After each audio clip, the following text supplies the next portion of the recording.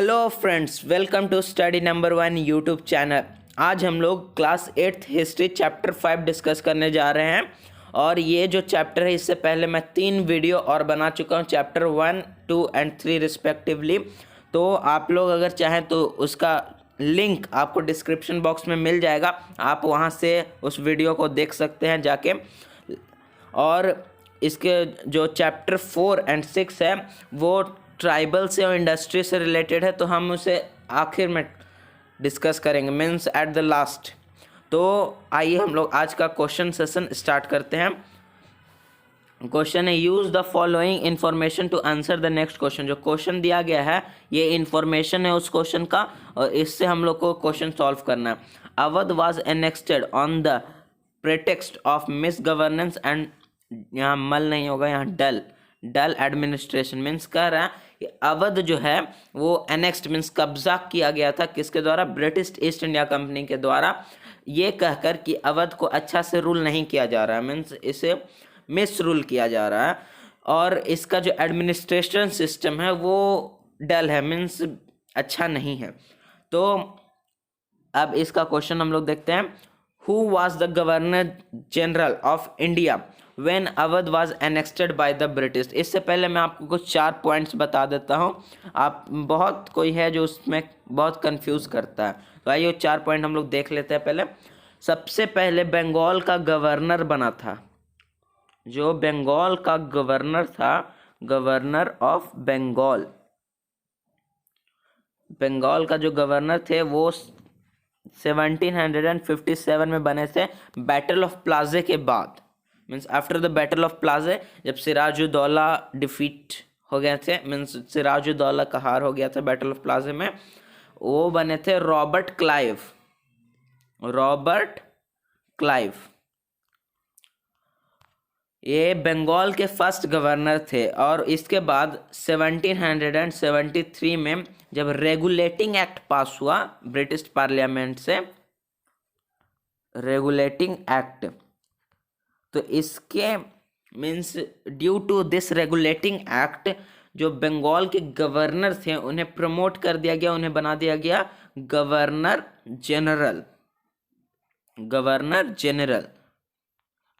General उन्हें कहाँ का बना दिया गया? Governor general of Bengal. Regulating act के कारण, means according to regulating act या due to regulating act, the governor of Bengal was promoted and became governor general of Bengal. तो सबसे पहले जो बंगाल के गवर्नर जनरल थे वो थे वैरन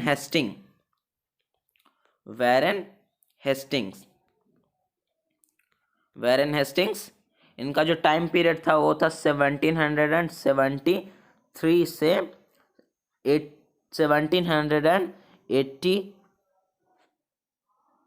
1784 तक इनका टाइम पीरियड था। और इसके बाद बंगाल 1833 में जो बंगाल के गवर्नर जनरल थे उन्हें 1833 में चार्टर एक्ट आया था, इंडिया चार्टर एक्ट। तो इस चार्टर एक्ट के कारण जो बंगाल के गवर्नर जनरल थे उन्हें प्रमोट करके इंडिया का गवर्नर जनरल बना दिया गया। तो ये हो गया governor general of India, governor general of India कब बना दिया गया? 1833 में। किस कारण? चार्टर एक्ट के कारण। तो ये जो पहले गवर्नर जनरल थे इंडिया के वो थे विलियम बेंटिंग।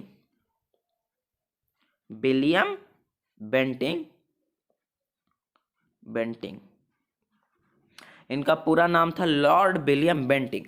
और इनका जो टाइम पीरियड था वो था 1828 से 33, जब वो बंगाल के गवर्नर जनरल थे।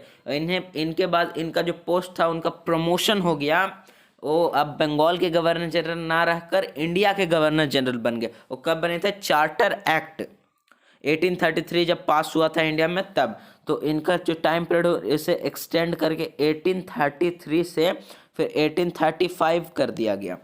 तो ये हो गया विलियम बेंटिंग जो थे वो फिर बंगाल के गवर्नर जनरल 1828 से 1833 रहे। लेकिन उसके बाद जब चार्टर एक्ट आया तो 1833 से 1835 तक वो इंडिया के गवर्नर जनरल रहे। और इसके बाद जब रिवॉल्ट ऑफ 1857 एंड हुआ तो उसके बाद जो बंगाल का गवर्नर जनरल तो को प्रमोट करके इंडिया का गवर्नर जनरल बना दिया गया था, लेकिन उसके बाद जो इंडिया के गवर्नर जनरल थे उन्हें प्रमोट करके इंडिया का वायसराय बना दिया गया। जो इंडिया के सबसे पहले वायसराय थे लॉर्ड कैनिंग। इनका टाइम पीरियड था 1857 टू 1862। ये सब कुछ इंपॉर्टेंट पॉइंट्स थे, आप इन्हें याद रखिएगा, आगे आने वाले समय में आपको ये काम देगा। मीन्स इसका बहुत बड़ा योगदान है मॉडर्न हिस्ट्री में। तो आइए क्वेश्चन पढ़ते हैं। Who was the governor general of India when Awadh was annexed by the British. तो अवध को पूरी तरह एनेक्स्ड किया गया था, यह कहकर के उन्हें मिस गवर्नेंस मीन्स अच्छा से रूल नहीं किया जा रहा, वो हुआ था 1856 में। इसके बारे में मैं चैप्टर 2 वाले वीडियो में बता चुका हूँ, आप लोग को उसका लिंक डिस्क्रिप्शन में मिल जाएगा, आप वहाँ से उस वीडियो को देख सकते हैं। 1856 में जब उस समय जो गवर्नर जनरल थे कहाँ के, इंडिया के, क्योंकि 1833 के बाद इंडिया के गवर्नर जनरल होने लगे, तो वो थे लॉर्ड डलहौजी। और डलहौजी ये कहे थे कि जो वीर सूबेदार साई है। अब आप लोग सोचेंगे वीर सूबेदार साई कौन है, ये वीर सूबेदार साई जो है वो अवध के नवाब थे उस समय। तो ये वीर सूबेदार साई को डलहौजी ये कहा था कि आप इसे अच्छा से रूल नहीं कर रहे हैं, किसे अवध को अच्छा से रूल नहीं कर रहे हैं, तो हम इसे अब ईस्ट इंडिया कंपनी में ज्वाइन कर लेते हैं। तो इसका आंसर हो जाएगा option number B, Lord Dalhousie. Next question देखते हैं। Use the following information to answer the next question. ये क्लू दिया गया है इंफॉर्मेशन, इसे पढ़ के हम लोग आने वाले क्वेश्चन को सॉल्व करेंगे। The British introduced many reforms in the Indian society. British reforms का मतलब होता है बदलाव। ब्रिटिश जो है वो बहुत सारे बदलाव लाए थे। कहाँ? ब्रिटिश जो है वो बहुत सारे रिफॉर्म्स लाए थे इंडिया में। ये ज़्यादातर रिफॉर्म आया था कब, 1800 से लेकर 1857 तक ज़्यादा रिफॉर्म आया। तो उसमें कुछ जो रिफॉर्म्स है उसका मैं आपको नाम बता देता हूँ। पहला था सती बैन। सती जो एक सिस्टम था जिसमें जो किसी भी अगर विमेन जो थे उनके अगर हस्बैंड का डेथ हो जाता था तो उस विमेन को ही अपने हस्बैंड के फ्यूनरल प्रे पे बैठ के अपने आप को बर्न कर लेना था, मीन्स अपने आप को जला देना था। और ये सिस्टम अच्छा नहीं था। एंशिएंट टेक्स्ट भी इसकी इजाज़त नहीं दे रहे थे। हम लोग चैप्टर 8 में इसके बारे में और डिटेल से कवर करेंगे। चैप्टर 8 इसी पे है, होल चैप्टर इसी पे है।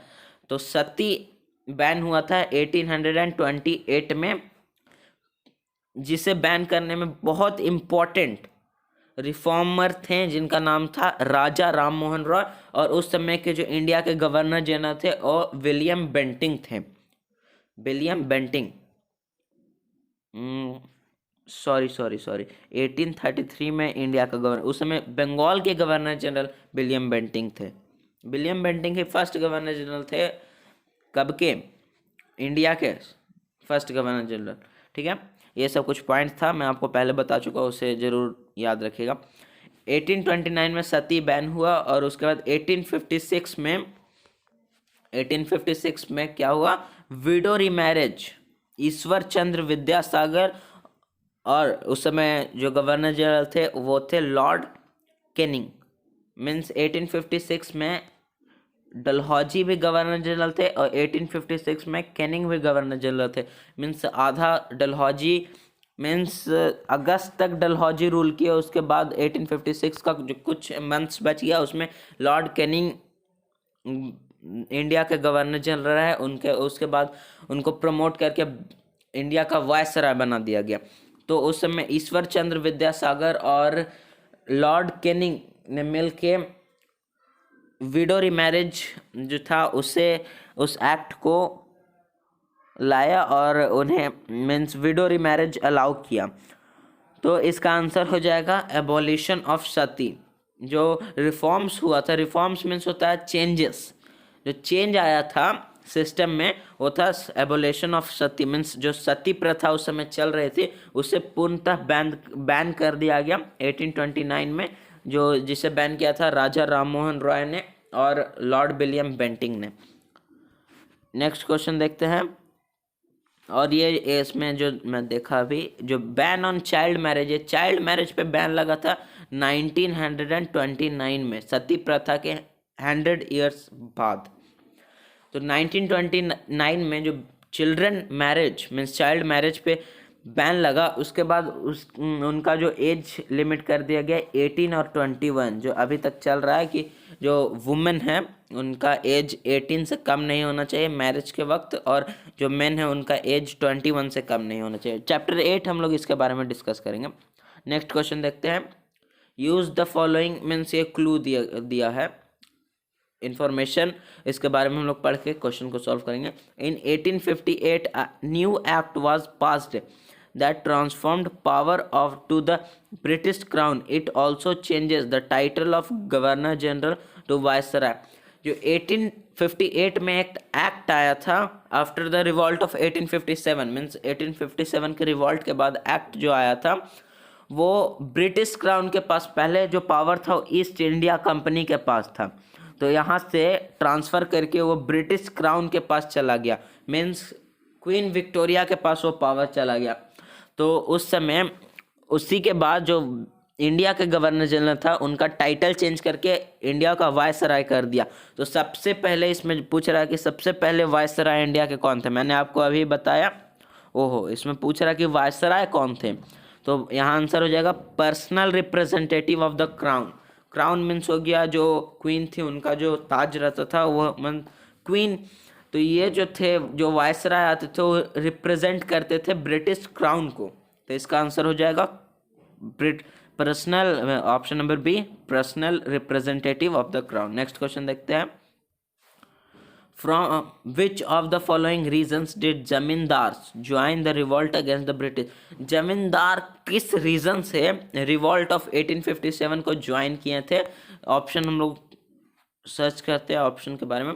टू अपोज, यहाँ स्पेस होगा टू के बाद, oppose the operation imposed by the Britishers, to establish their authority, to option three of third option देखते हैं, to get rigid of the burden of tax, to demand for trade rights. उस समय जो था British जो थे east India company वो जमींदार्स को ट्रेड राइट नहीं देते थे। ट्रेड राइट्स का मतलब क्या हुआ कि आप जो है वो इस कंट्री से मीन्स ये इंडिया हो गया, तो इंडिया से आप जो है वो किसी दूसरे कंट्री में कोई भी चीज़ एक्सपोर्ट नहीं कर सकते हैं, तो ये ट्रेड राइट्स नहीं था जमींदार्स के पास, तो वो ट्रेड राइट लेने के लिए रिवॉल्ट में ज्वाइन हो गए।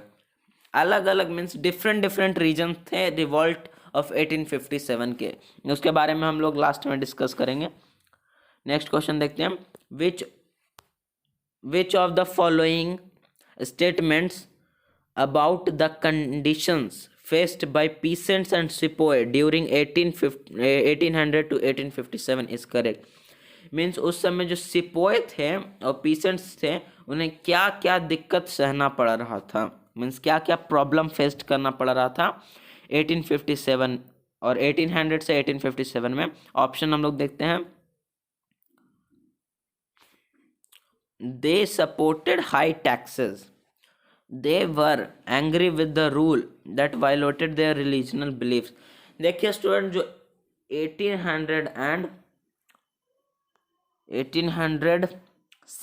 1806 में भी एक रिवॉल्ट हुआ था लेकिन उससे दबा दिया गया था। 1806 में रिवॉल्ट हुआ था, उस समय के जो बंगाल के गवर्नर थे जॉन बार्लो थे, इनके टाइम पीरियड में रिवॉल्ट इसलिए हुआ था जो कुछ मीन्स इंडियन सिपाही थे उन्हें कानों में जो है वो उन लोग जो पहनते थे ईयर डक्ट्स हो गया, और जो टीका लेते थे चंदन का, वो उन्हें एबलिस्ट किया गया, मीन्स उन्हें यह करने से मना किया गया। और मुस्लिम जो सिपाही थे उन्हें जो बियर्ड है मीन्स दाढ़ी रखने से मना किया गया। तो इसी कारण उस समय एक रिवॉल्ट हुआ था, लेकिन उसे दबा दिया गया। तो इसका आंसर हो जाएगा B, they were angry with the rule that violated their religional beliefs. उनका जो रिलीजनस बिलीफ था, मीन्स जो धार्मिक वो मानते थे, उन्हें हर्ट किया जा रहा था ब्रिटिश के द्वारा। तो इसका आंसर हो जाएगा बी। नेक्स्ट क्वेश्चन देखते हैं। The loyal land loaders who supported the British at the end of the war were not given. Means जो रॉयल लैंड लॉर्ड्स थे, मीन्स रॉयल लैंड लॉर्ड्स का मतलब हो गया यहाँ वैसे लैंड लॉर्ड्स मतलब हो गया जो कोई ज़मीन का part, means part of land by किए हों इंडिया में। तो यहाँ लॉयल का मतलब हो गया वफादार, जो मीन्स वफादार लैंड लॉर्डर्स थे, मीन्स ज़मीन के मालिक, इसे बेसिकली ज़मींदार कह सकते हैं। तो ज़मींदार जो थे वो ब्रिटिश को सपोर्ट करते थे वॉर में, लेकिन उन्हें क्या नहीं दिया गया। क्योंकि अगर आप कुछ मीन्स सपोज कीजिए कि आप दो फ्रेंड्स हैं और आप कहीं घूमने गए, तो अगर आप कुछ बाई किए मीन्स परचेस किए तो आप अपने दूसरे फ्रेंड को ज़रूर देंगे। तो उसी समय जो रिवॉल्ट को रोक दिया गया था ब्रिटिश के द्वारा, तो उसमें एक मेजर रोल निभाए थे लैंड लॉर्डर्स, लेकिन उन्हें फिर क्या नहीं दिया गया। तो उन्हें जो था वो the right of freedom and speech, right of freedom of expression, ये नहीं दिया गया। मीन्स वो उन्हें जो है right of freedom of expression means अपना विचार रखने के लिए उन्हें राइट नहीं दिया गया। उन लोग चाहते थे कि हमें भी मीन्स ब्रिटिश ऑफिशियल के जितना पोस्ट हमारा भी माना जाए, लेकिन उन्हें यह नहीं मिला। तो इसका आंसर हो जाएगा option number D, the right of to freedom of expression. Next question देखते हैं। Which step taken by Bahadur Shah Zafar had great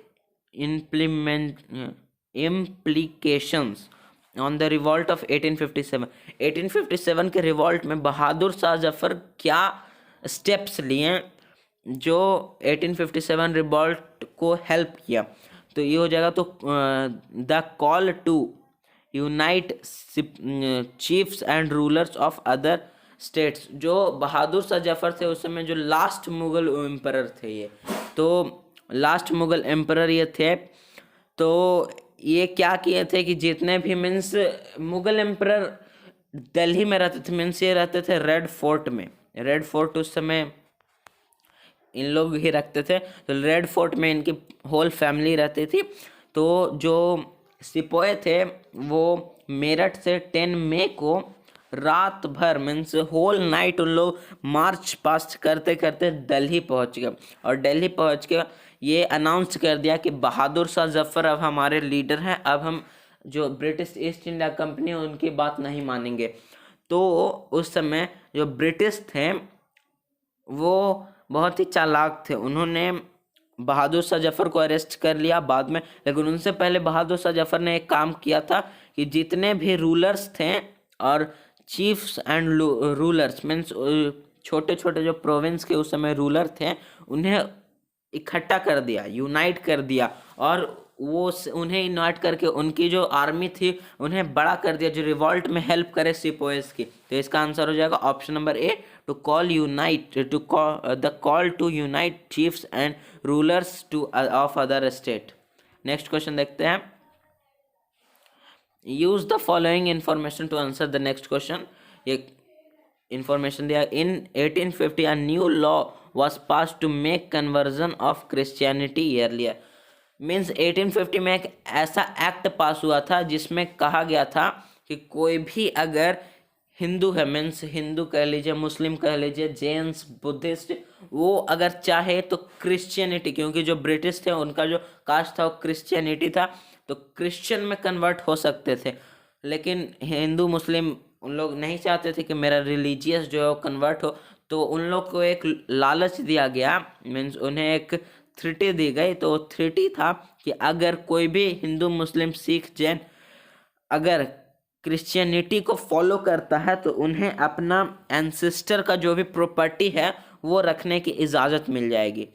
तो इसमें बोल रहा है क्वेश्चन कि कौन सा राइट उन्हें दिया गया, तो ये हो जाएगा the right to inherited ancestors property, means उनके जो पूर्वज थे उनकी जो प्रॉपर्टी है, अगर कोई आदमी, अगर मीन्स कोई पर्सन है वो अगर उनकी डेथ हो गई तो उसके बाद उनका जो, अभी तो यही होता है कि उनके बाद उनके जो वारिस होंगे मीन्स हेयर होंगे, एयर मीन्स उनके जो वंशज होंगे वही उस प्रॉपर्टी के मालिक होंगे। लेकिन जब ब्रिटिश रूल आया था तो अगर कोई भी पर्सन की डेथ हो जाती है तो उनके बाद उनके जो हेयर होंगे वो उस प्रॉपर्टी के मालिक नहीं होंगे, फिर ईस्ट इंडिया कंपनी उस प्रॉपर्टी की मालिक होगी। तो इसका आंसर हो जाएगा option number A, right to inherited ancestor property. Next question देखते हैं। The last Mughal ruler was, last Mughal ruler थे बहादुर शाह जफर 1857 रिवॉल्ट में। देखिए मैं बहादुर शाह जफर की स्टोरी बताता हूँ। बहादुर शाह जफर रेड फोर्ट में रहते थे। 1857 में जब रिवॉल्ट हुआ तो जो सिपाही थे मेरठ से मार्च करते हुए उन लोग दिल्ली पहुंच गए, और दिल्ली पहुंच के 10 मई 1857 को उन्होंने ये अनाउंसमेंट कर दिया कि बहादुर शाह जफर या हमारे लीडर हैं।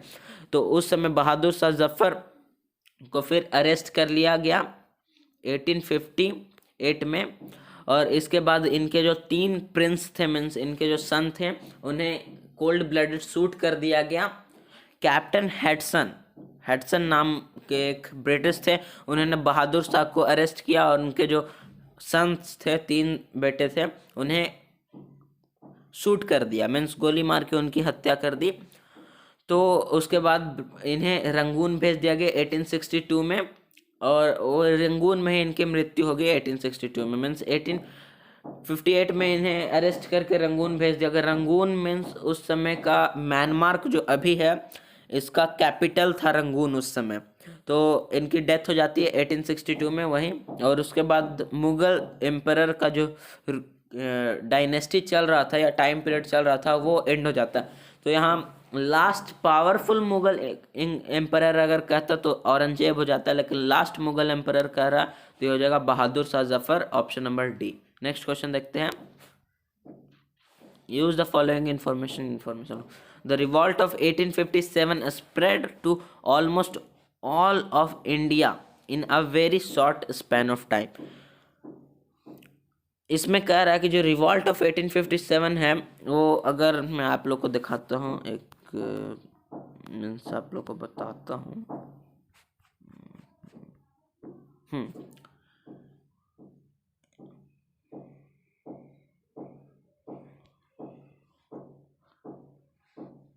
ये इंडिया का मैप है।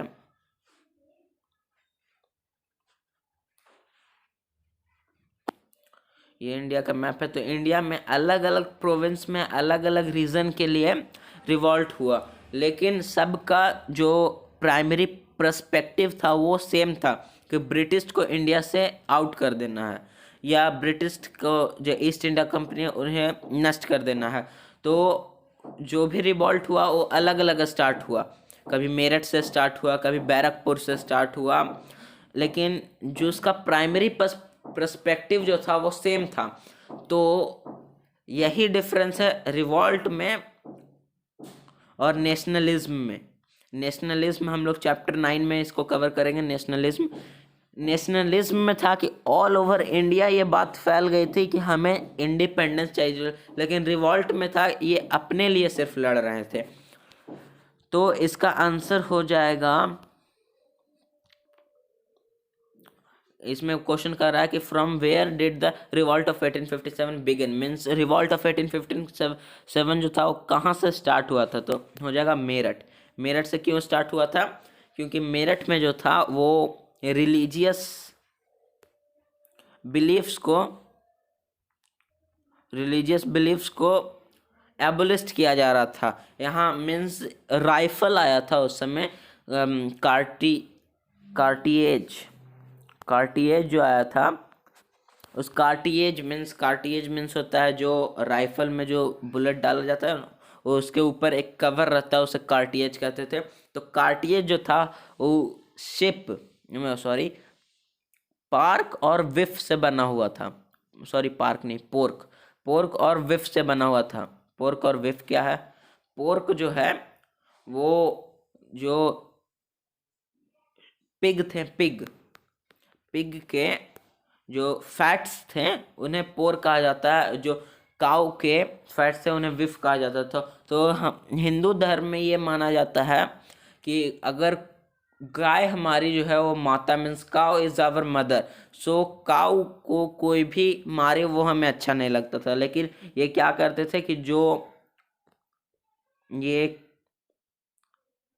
कार्टिएज है, कार्टिएज ऐसा होता था कुछ, तो ये जो था ये काउ का फैट का विप से बनाते थे जो हिंदू। और ये कार्टिएज इन लोग जानबूझ के हिंदू को देते थे कि वो अपना मीन्स उनका जो रिलीजियस था वो नष्ट हो जाए, मीन्स एबोलिस्ट हो जाए। और मुस्लिम को जो थे वो पिग का जो बीफ पोर्क था वो देते थे। और मुस्लिम जो है उनमें यह माना जाता है कि पिग अशुभ है। पिग को टच करना मीन्स अनटचेबिलिटीज, मीन्स पिग के साथ एक अनटचेबिलिटीज रहता है मुस्लिम को। कोई इसे सीरियस मत लीजिएगा, ये पहले माना जाता था, अब सारे धर्म एक है। तो ये जो कार्टिएज है उसका जो ऊपर वाला मीन्स ये जो राइफल है उसका जो ऊपर वाला कार्टिएज था, बुलेट का ऊपर वाला, वो विफ और पोर्क से बना हुआ था। तो इसी के कारण मेरठ में रिवॉल्ट हुआ था। और हम लोग जानते हैं कि एक रिवॉल्ट में शामिल थे कौन, जिनका नाम था मंगल पांडे, उन्हें हैंग कर दिया गया था। देखिए 2 डेट्स है, 29 मार्च, इस दिन उन्होंने एक ब्रिटिश आर्मी मीन्स ऑफिशियल थे उन पे गोली चला दी और उनकी हत्या कर दी थी। इसलिए उन्हें इस दिन केस हुआ उन पे, लेकिन उन्हें जो फांसी दी गई, हैंग्ड किया गया, वो 8 अप्रैल 1857 को उन्हें हैंग किया गया। 8 अप्रैल 1857, 8 अप्रैल 1857। तो ये 2 डेट जरूर याद रखिएगा। तो ये क्वेश्चन कह रहा है कि कहाँ से स्टार्ट हुआ था, तो इसका आंसर हो जाएगा option number D, Meerut. Next question देखते हैं। The governor general of India was given the title of 1857 revolt के बाद जो गवर्नर जनरल थे इंडिया के, उनका टाइटल चेंज करके इंडिया का वायसराय बना दिया गया। नेक्स्ट क्वेश्चन देखते हैं। The sepoy of Meerut rode all the night of 10th May to reach. जो सिपोय थे वो दिल्ली रिच कर गए थे और वहाँ जाके डिक्लेयर कर दिया था कि बहादुर शाह जफर हम लोग के लीडर होंगे। तो इसका आंसर हो जाएगा option number B, Delhi. Option number B, Delhi. Next question देखते हैं। In Jhansi who join the rebel 18 rebel sepoy. 1854 में जो झांसी है उससे डेक्स्ट्राइन ऑफ लैप्स के कारण ब्रिटिश ईस्ट इंडिया कंपनी में ज्वाइन कर लिया गया था। डेक्स्ट्राइन ऑफ लैप्स क्या है इसके बारे में मैंने सेकंड वीडियो में बता दिया है, लेकिन फिर बता देता हूँ। डेक्स्ट्राइन ऑफ लैप्स जो है वो एक तरह का पॉलिसी था जो 1848 में लॉन्च हुआ था ब्रिटिश ईस्ट इंडिया कंपनी के द्वारा। इसमें means according to doctrine of lapse ये माना जाता था कि कोई भी राजा अगर बिना मेल हेयर मीन्स उनका जो वंशज आने वाला वो अगर मेल ना हो और राजा की मीन्स डेथ हो जाती है तो उनका जो किंगडम है वो ब्रिटिश में जाके ज्वाइन हो जाएगा। तो 1854 में झांसी को ज्वाइन किया गया था ब्रिटिश ईस्ट इंडिया कंपनी में। तो रानी लक्ष्मीबाई जो थी वो ब्रिटिश से लड़ती रही। इसका आंसर हो जाएगा option number A, Rani Lakshmibai join की। तो रानी लक्ष्मीबाई ब्रिटिश से लड़ती रही, लेकिन 1856 में रानी लक्ष्मीबाई को अरेस्ट कर लिया गया। 1858 में रानी लक्ष्मीबाई की डेथ हो गई। नेक्स्ट क्वेश्चन देखते हैं। इन 1801 अ subsidiary alliance was imposed on. जो सब्सिडरी एलियंस एक पॉलिसी था, इसके बारे में मैं सेकंड वीडियो में बता चुका हूँ। सब्सिडरी एलियंस एक पॉलिसी था जो वेलेजेली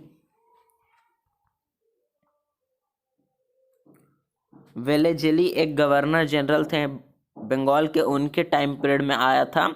ये गवर्नर जनरल थे 1798 से 1805 तक।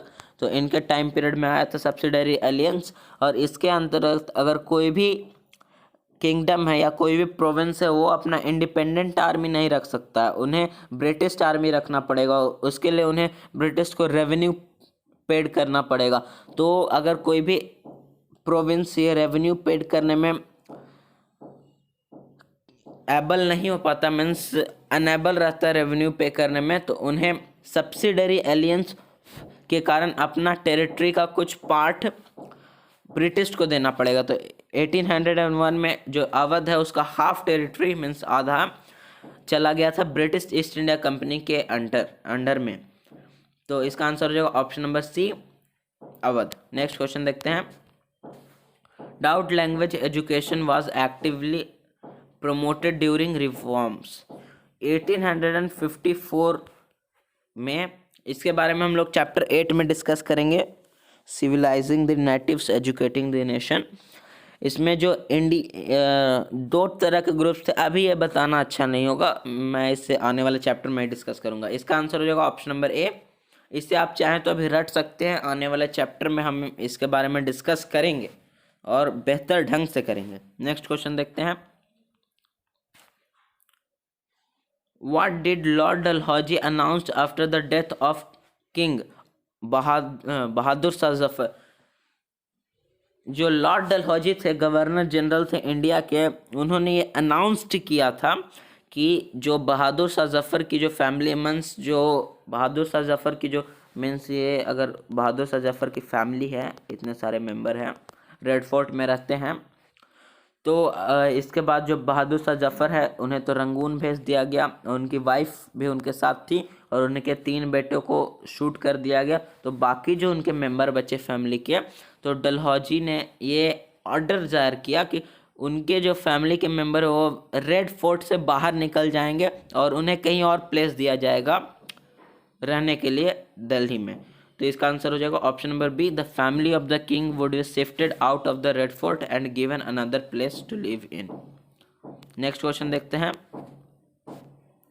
Doubt was the adopted son of Peshwa Bajirao two. Peshwa Bajirao two जो है, पिछले वीडियो में मैंने बताया था 1792 में जब एंग्लो मराठा युद्ध हुआ था, थर्ड एंग्लो मराठा युद्ध, सॉरी हाँ, थर्ड एंग्लो मराठा युद्ध जब हुआ था 1817 से 1819 में, तो ये एस्केप कर गए थे, एग्जाइल्ड कर गए थे कहाँ? ये एग्जाइल्ड कर गए थे बिथौड़ में, और आगे जाके वहीं इनकी मृत्यु हो जाती है। तो बिथौड़ में ये एग्जाइल्ड कर जाते हैं, वहीं इनकी मृत्यु हो जाती है। तो इनके जो अडॉप्टेड सन थे वो थे नाना साहिब, जो कानपुर से फिर बैटल लड़ते हैं रिवॉल्ट में। तो इनका आंसर हो जाएगा option number B, Nana Saheb. Next question देखते हैं। Name the ruler of Kanpur who called himself Peshwa. जो लॉर्ड हेस्टिंग्स थे, लॉर्ड हेस्टिंग्स, इनका टाइम पीरियड था 1813 से 1823। तो ये जो थे वो बहुत खतरनाक मीन्स कह सकते हैं बहुत डेंजरस गवर्नर जनरल थे बंगाल के। इन्होंने पेशवा का जो पद था मीन्स पेशवा का जो पोस्ट था उससे डिक्लेयर कर दिया कि ये अब अनअवेलेबल है, मीन्स अब इसका इस्तेमाल कोई नहीं कर सकता। लेकिन जो नाना साहब थे वो मानते थे कि वो अपने आप को पेशवा कहते थे। लेकिन जो लॉर्ड डलहौजी था वो, सॉरी लॉर्ड डलहौजी नहीं, लॉर्ड हेस्टिंग, वो जो थे वो पेशवा का जो पोस्ट था उससे एंड कर दिए थे। तो इसका आंसर हो जाएगा ऑप्शन नंबर सी, नाना साहेब। वो एडॉप्टेड सन थे बाजीराव टू के, और इन्होंने ही मांग की थी ब्रिटिश से कि मेरे पिताजी को मीन्स जो बाजीराव टू थे उन्हें उनके रुमिनेंस, वो तो कभी राजा रह चुके थे, तो उन्हें पेंशन दिया जाए। आगे हम लोग इसके बारे में डिस्कस करेंगे। नेक्स्ट क्वेश्चन देखते हैं। Name the governor general who declared that Awadh was being misgoverned and British rule was needed to improve proper administration। इसका आंसर हो जाएगा option number D, Lord Dalhousie. इसके बारे में मैं बहुत बार बता चुका हूँ, और अभी भी आपको याद नहीं हुआ तो आप इसे नोटिस करें और वीडियो को फिर से रिवाइंड करके देखें। नेक्स्ट क्वेश्चन देखते हैं। Which one of the following best describes a resident with respect to British India. British India के अकॉर्डिंग रेसिडेंट क्या था? रेसिडेंट एक प्लेस था। आंसर हो जाएगा इसका option number D, a senior British governor, government administrative officials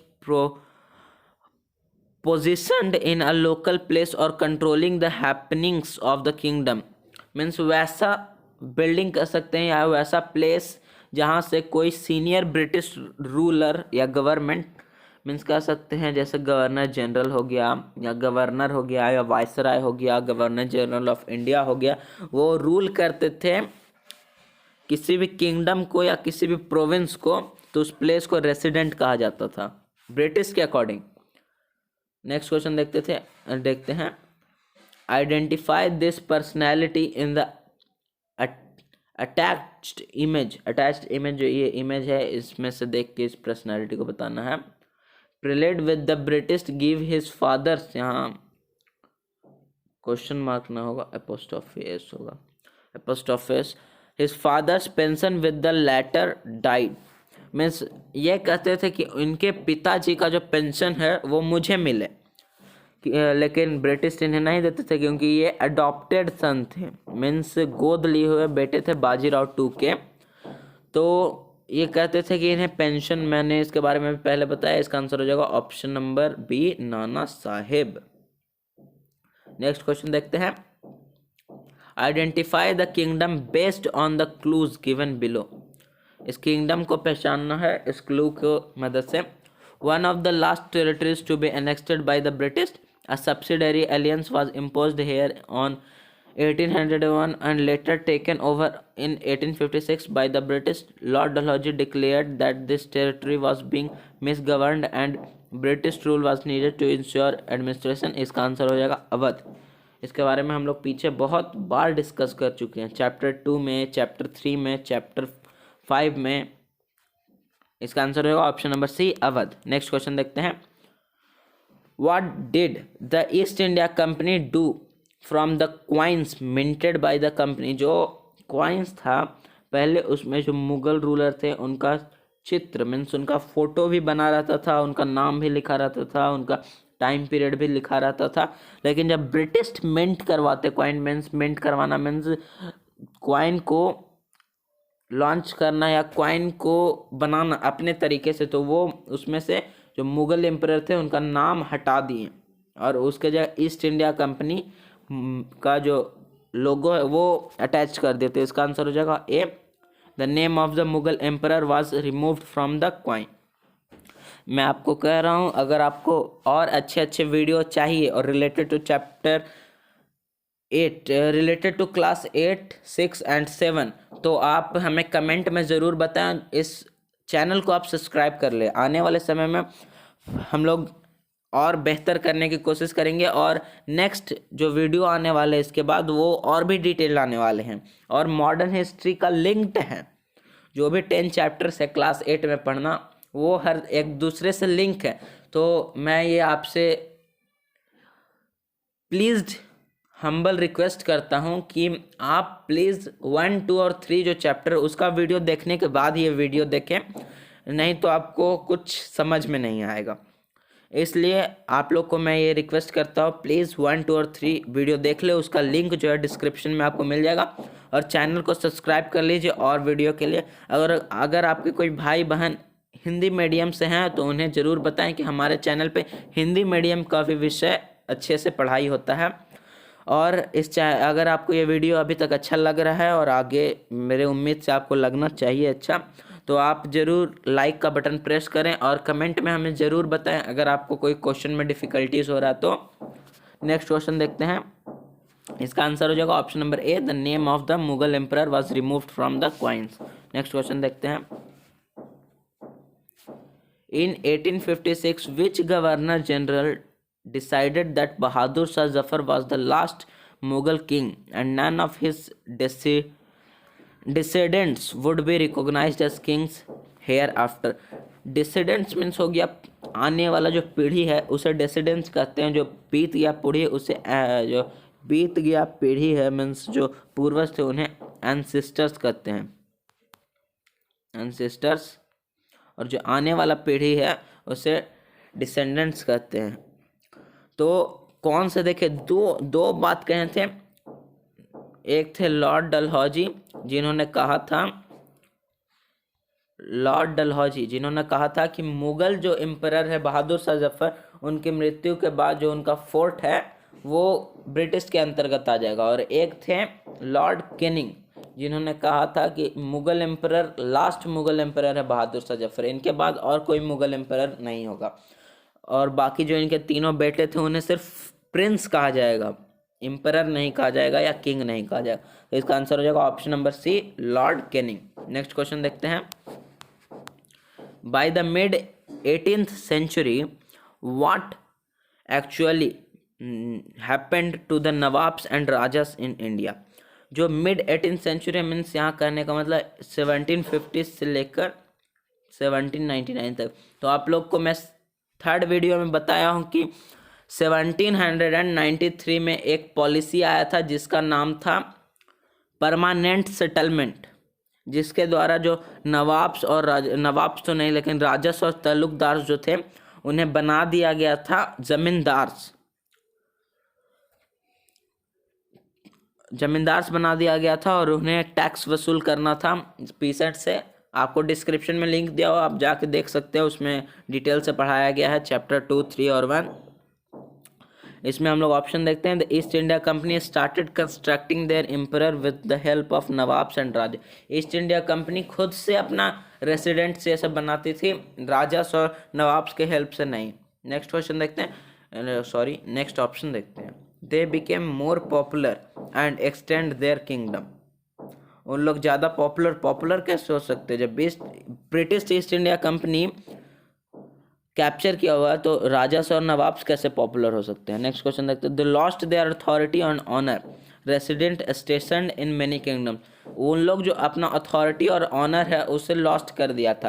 authority और honour क्या हो गया मीन्स उन्हें जो राजा का पोस्ट मिला हुआ था वो तो रहेगा, लेकिन उनसे कुछ जो राइट्स थे मीन्स कि हर किंग के पास कुछ राइट्स रहते हैं अपने किंगडम के अकॉर्डिंग, तो उस राइट्स को ब्रिटिश ईस्ट इंडिया कंपनी अपने में ज्वाइन कर लिया था कि अब वो राइट्स ईस्ट इंडिया कंपनी के पास हैं और बाकी आप सिर्फ अब नाम के राजा रह गए, काम के नहीं।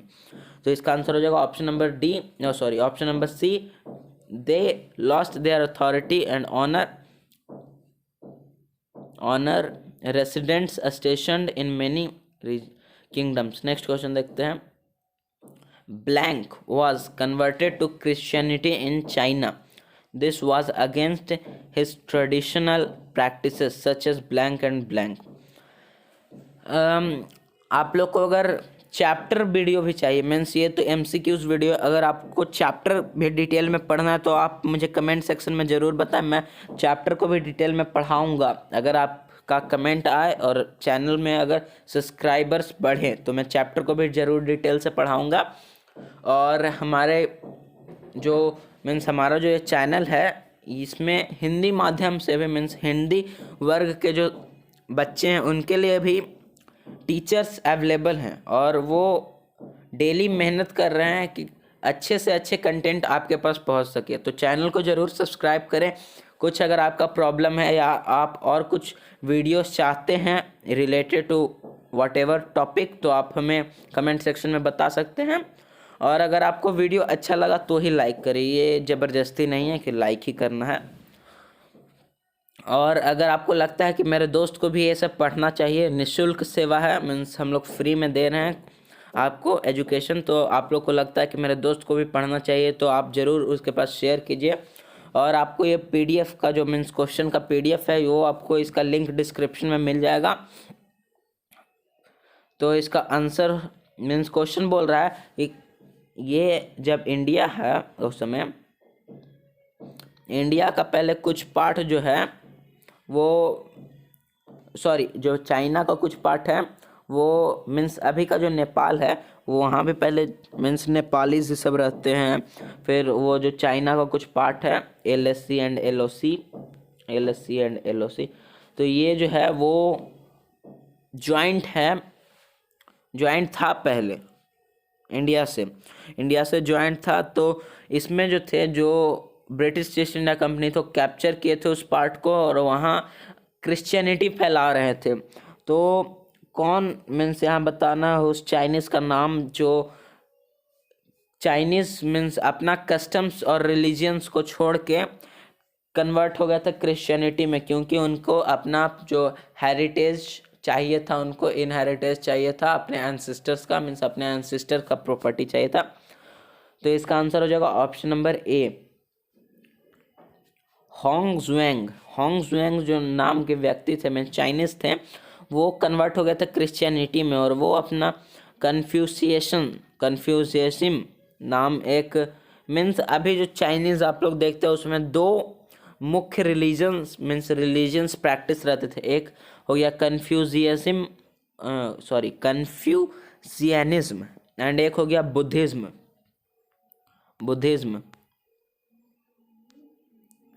बुद्धिज्म हो गया। और ये जो बुद्धिज्म और कॉन्फ्यूशियनिज्म है, इसके कारण जो चाइनीज़ है वो कराटेज, जूडोज और मीन्स आप लोग जानते हैं कि चाइनीज़ कराटेज और जूडोज पे ज़्यादा प्रैक्टिस करते थे। क्यों? क्योंकि उन्हें ये इसी के कारण लोग मार्शल आर्ट्स सीखे। Martial arts. इसका आंसर हो जाएगा ऑप्शन नंबर ए, होंग एंड कन्फ्यूशियज्म। तो आज के लिए इतना ही क्वेश्चन। इसका अगर आपको PDF चाहिए तो आप आप डिस्क्रिप्शन में जाके इसका लिंक दिया हुआ है वहाँ से आप इसका PDF डाउनलोड कर सकते हैं। Thank you very much. अगर आपको और रिलेटेड वीडियो चाहिए, मैं बार बार कह रहा हूँ, अगर आपको और वीडियो चाहिए तो हमें कमेंट सेक्शन में ज़रूर बताएं। वीडियो जैसे कि हो गया क्लास 6 पे कोई आपको अगर प्रॉब्लम है, क्लास 7 में प्रॉब्लम है, क्लास 8 में इंग्लिश मीडियम से, अगर आप हिंदी मीडियम से भी भेजेंगे तो उसका भी वीडियो आपके पास अपलोड होगा। आपको अगर हिंदी मीडियम से और इंग्लिश मीडियम से, दोनों मीडियम से कोई अगर दिक्कत है तो आप हमें कमेंट में बताएं। और अगर आपको चैप्टर वीडियो चाहिए तो सिर्फ रिवाइज वीडियो होगा। अगर आपको चैप्टर वीडियो चाहिए तभी आप हमें कमेंट सेक्शन में बता सकते हैं। और आपको पूर्णतः हम लोग प्रयास कर रहे हैं कि आपके पास ऑथेंटिक कंटेंट्स पहुँचे। तो thank you for today. Now we upload video for tomorrow. और मैं आप लोग को ये ज़रूर बता देता हूँ कि जो हमारा टाइम पीरियड है वीडियो का, वो हिंदी मीन्स जो अगर हिंदी पढ़ना है तो हिंदी का वीडियो आपको सुबह में 8 to 12 means 8 AM to 12 PM 12 नून तक वीडियो अपलोड हो जाएगा। लेकिन अगर इंग्लिश मीडियम से पढ़ना है, इंग्लिश मीन्स क्लास 6, 7, 8 और ऑनवर्ड्स, तो आप का टाइमिंग रहेगा इंग्लिश क्लास के लिए मीन्स इंग्लिश मीडियम से क्लास के लिए शाम के 4 to 6। और अगर कुछ टेक्निकल एरर आ गया तो ये टाइम कुछ अप डाउन्स भी हो सकते थे, मीन्स हो सकते हैं। तो अगर आपको ये वीडियो अच्छा लगा हो तो इसे लाइक करें, और अगर अच्छा ना लगा हो तो आप इसे डिसलाइक भी कर सकते हैं। और चैनल को सब्सक्राइब करें। और डिटेल्ड वीडियो के लिए अगर आपको चैप्टर वीडियो चाहिए तो भी आप कमेंट सेक्शन में हमें बता सकते हैं कि आपको व्हाटएवर चैप्टर में आपको अगर कोई प्रॉब्लम है, तो आपको अगर ये चैप्टर डिटेल्ड में पढ़ना है तो उसके बारे में आप मुझे कमेंट सेक्शन में बताइए। मैं उस चैप्टर को डिटेल्ड में पढ़ाऊँगा। Thank you.